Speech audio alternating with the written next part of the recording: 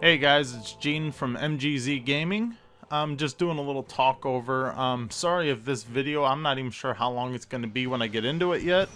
But I'm sorry if this ends up being a long video. I just kind of wanted to talk to people, tell them what's been going on with me. I mean, the last time I posted a video has been 4 months ago. So, yeah, it's been some time. But, I've been pretty sick for a while, and a lot of people already knew that.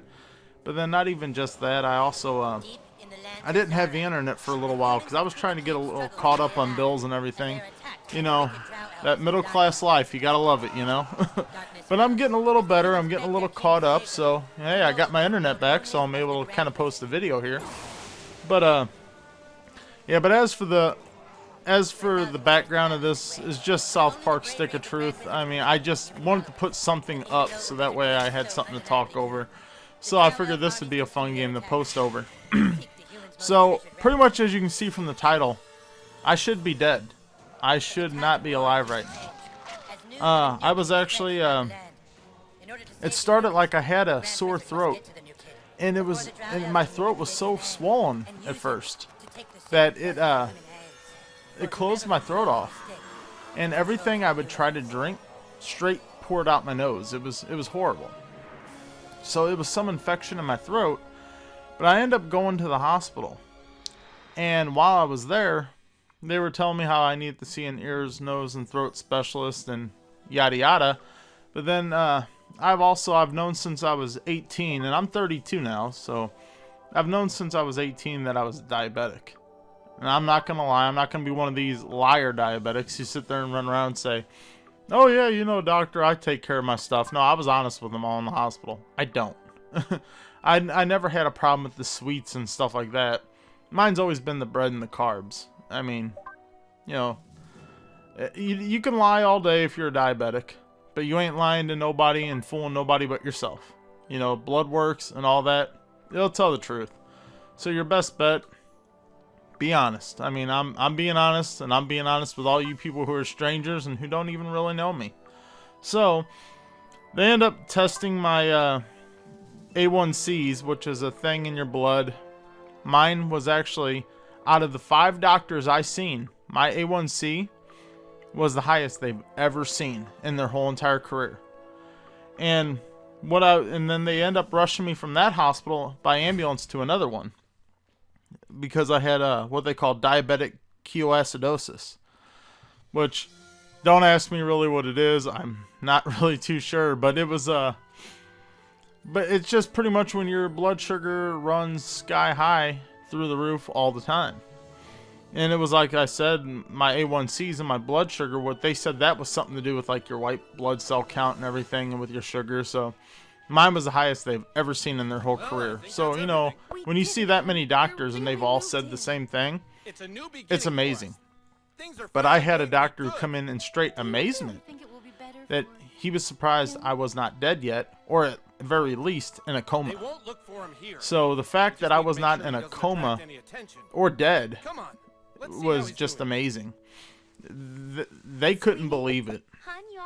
So, I mean, I don't know. I guess there's bigger plans for me to keep annoying everybody on YouTube, I guess. I don't know. But yeah, there was some reason I'm not dead yet. So, but I think the real scary thing about it is when I was there in the hospital, is while I was there, I mean, well, number one, it kind of sucked because I'm a bigger guy, so I already didn't eat one full day from being sick. And then they starved me for 2 extra days. So, man, that was horrid. Being a big guy and not being able to eat, man, that was hell. But then also, I chew tobacco. I'm a chewer.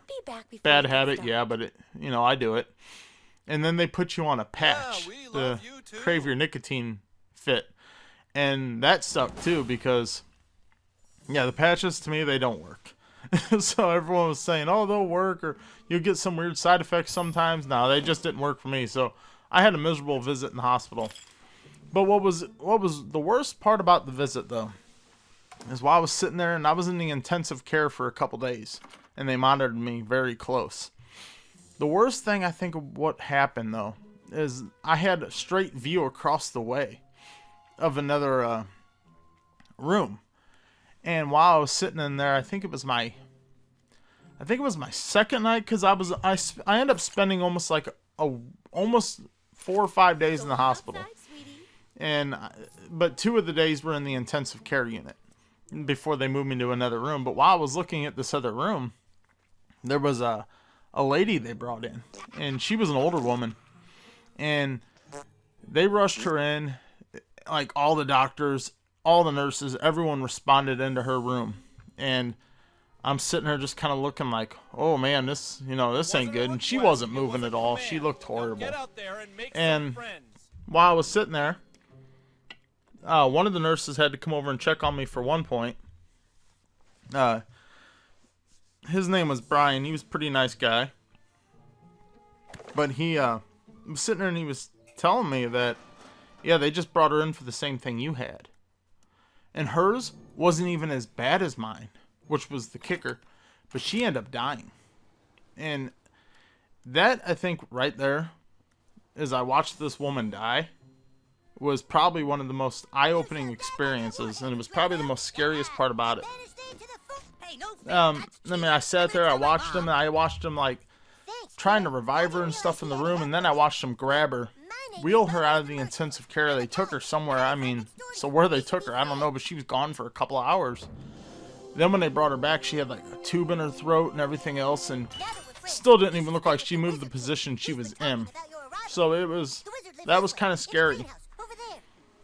And then but I mean, not only did she have the diabetic ketoacidosis with her A1Cs and everything like that, she also had some kind of heart failure going on with it that was caused from that.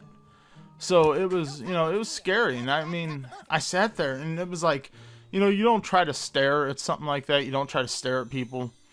But, they had like, just as for your door in the intensive care, it was just like a curtain that opened and closed.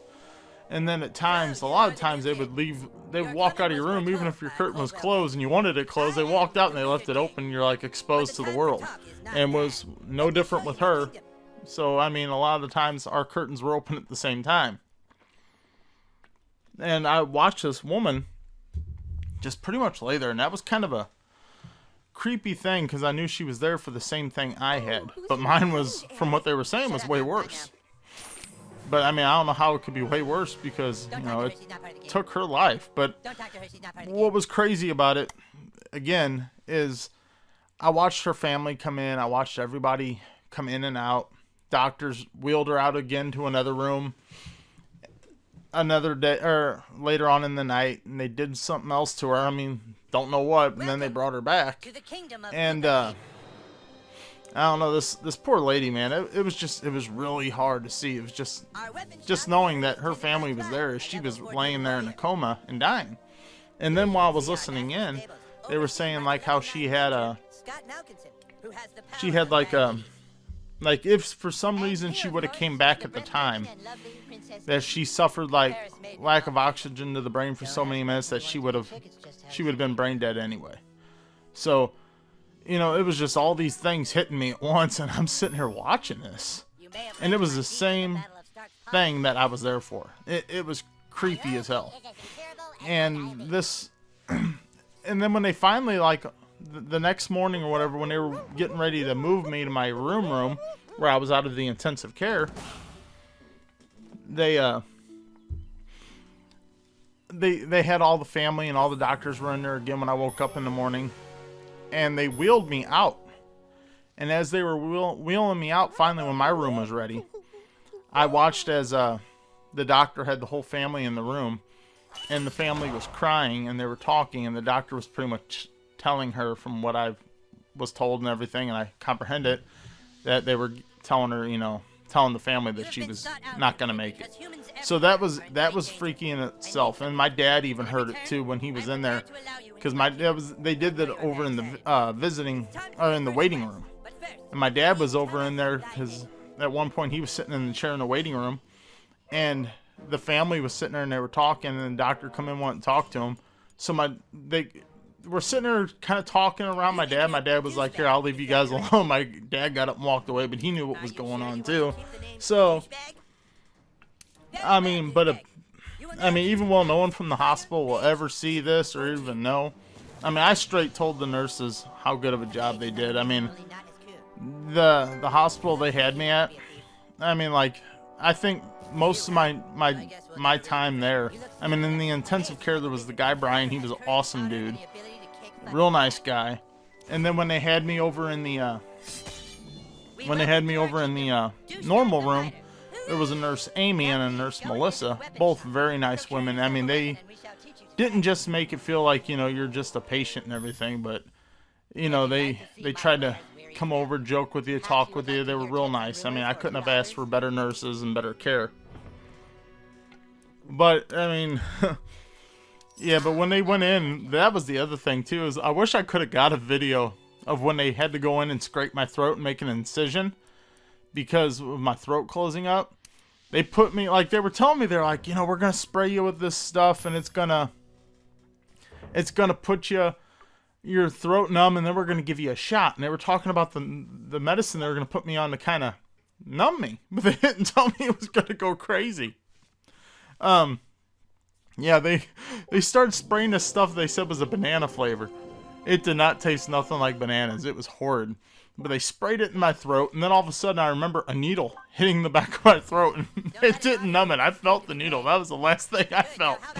But then I went all loopy, like everything, like from the drugs, I started like tripping.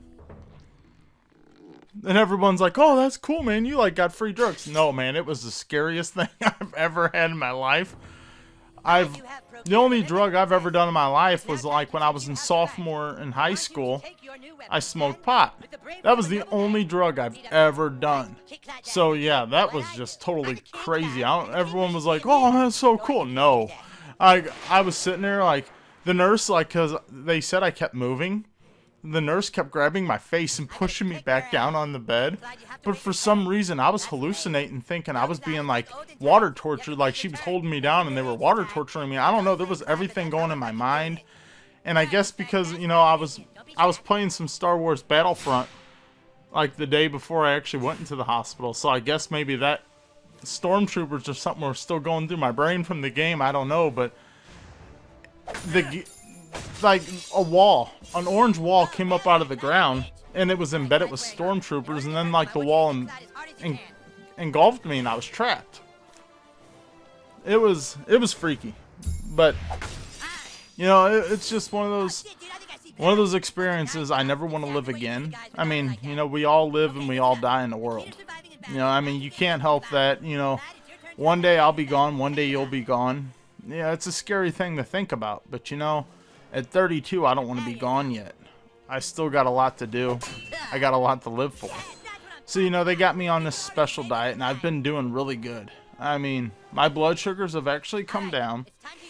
Like, they still got me, they got me on, I can't remember the two, because they already had me on 2 insulins, which I half-assed took. But now I've been straight taking them faithfully. The one they had me on was Alanis, which I'm still on.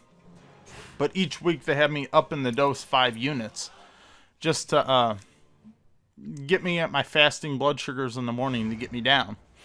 So far, I've been in the morning. I think the lowest morning I've ever had was probably like 200. I think maybe 190. I don't know. It was around there though. But I mean, in general though, they're pushing like 300s in the morning, which right now my doctor said that's going to be kind of normal until it gets leveled out. So right now I'm doing like 50 units of that, and I'm doing a sliding scale of this other insulin, which I don't even know what it is. But it seems to be helping, because now during the day my blood sugars they're come down a lot. I mean, my blood sugars were always high. When I would always check them back in the day, they were extremely high, like embarrassing I'm gonna admit to what they were, but they were like 400s and 500s. Very dangerous. Set you up for heart failure, set you up for coma. I mean, the fact that I've walked around this long just not giving a shit is amazing. I mean, I can't even believe that I've made it this long. But that's one of the scariest things, because, you know, doctors come in, they tell you, oh, you can't do this, or you can't do this, or this will happen. And you can kind of, you know, with the doctors, you know, they know what they're talking about. But when you're like me and you're just a stubborn, thick-headed person and you just don't care, But it's when you see it happen and you're just like, whoa, man, that really happened. And, you know, now they're not bullshit.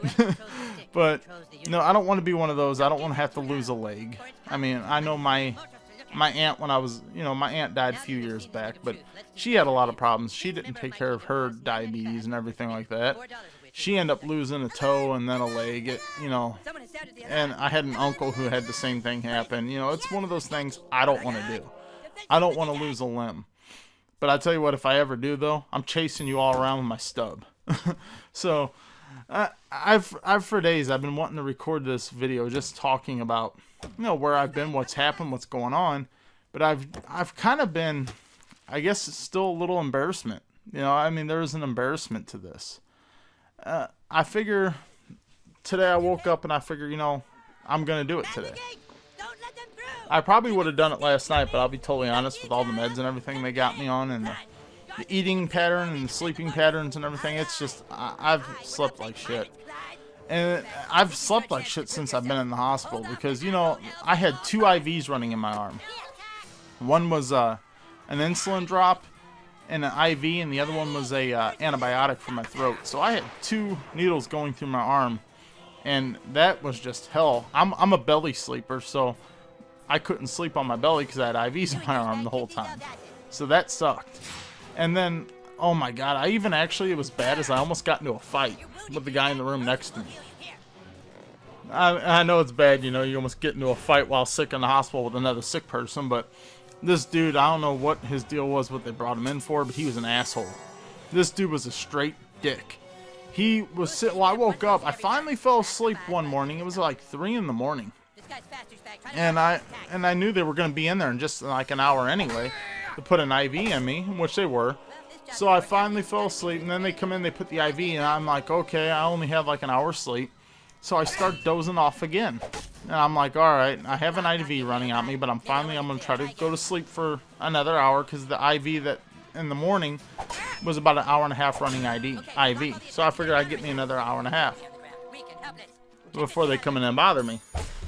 Well, the guy in the room next to me starts screaming and cussing, and he's screaming at the nurse. I get up and I'm yelling, "You motherfucker!" and I'm pissed. I mean, this dude, the night before, he was just going at it, screaming and hollering. So finally, I get up. I'm starting to pull my IV out, and I'm yelling, "I'm gonna punch you in your fucking face when I get over." And then, like, the nurse tells him to shut up, and then he finally was like, "Well, fuck you," and he slams his door on the nurse. So it was like, I was in the process of getting up, and I was pulling my IV out before the dude finally stopped. So then they kind of came in and they talked to me, and they were like, "You all right?" And I'm like, "I'm pissed." And so they checked everything was fine. I didn't get it out yet, so they made sure it wasn't out. So, but I almost popped the dude in the face. And then when I finally think it was all done, this asshole gets up again, and he starts, they have these emergency pull alarms in the rooms. He's walking through the hospital, and he's pulling the cords, setting off all the alarms, and then he's pulling the one in the bathroom and locking himself in there. So the fact that that dude's still alive, he's lucky, because I wanted to kill the son of a bitch. I was pretty pissed. But yeah, so I'm already running on like 19 minutes here of talking to you guys, but that's been kind of what's going on with me. So the whole problem I've had before in the past when I was really sick, because I was sick for months, like 6-7 months straight, non-stopping, and it all ended up being, it was me slowly killing myself. So now that I'm getting my blood sugars a little better, everything's been going a little better, everything it's been working out for me a little better. So I've been trying to do good, and I'm gonna keep doing good. In my diet in the days, I wake up, it kind of sucks right now, because until I go back and see the doctor, I got to eat the same foods for breakfast, lunch, and dinner for the next 2 weeks. And that's been hell, because I'm already getting sick of the food. So it's being times at the meals I don't even want to eat because I'm so sick of it. Like breakfast, I think is my best meal. I get to wake up, I get to have a cheese omelet, bacon, 2 pieces of toast. Pretty awesome. And then the omelet, if I want, I get like onions or mushrooms in it. So that's one of my best meal. And sometimes I've been having that meal later too. But then for lunch, it's It's supposed to be a sandwich, and then like a salad, a piece of fruit, and a cup of cottage cheese. And then at dinner, I get a bigger meat portion, a bigger salad portion, and then I get like a vegetable and 1 cup of carb. But it's you know, it's all the same meat and stuff and the same vegetables every day, all day. So, you know, I mean, if I want to substitute the meal with like one of the other meals, as long as I'm not cutting into that carb count, I'm cool. So I've been seeing myself a lot having the breakfast. You gotta have that bacon.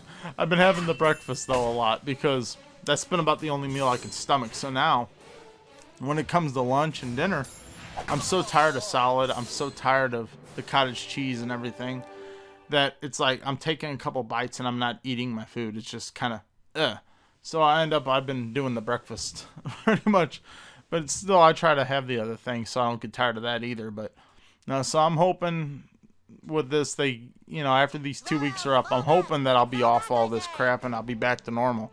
So yeah, like I said, I've been wanting to post a video just kind of talking. I mean, I don't really feel like I have to explain myself to anybody, but I figure it's just kind of nice. I mean, you people who've hung in there with me and with this channel since I started it, you know, it's been cool, you guys. And I know I've lacked even watching videos, but you know, the sleep pattern, I've not even been in the mood.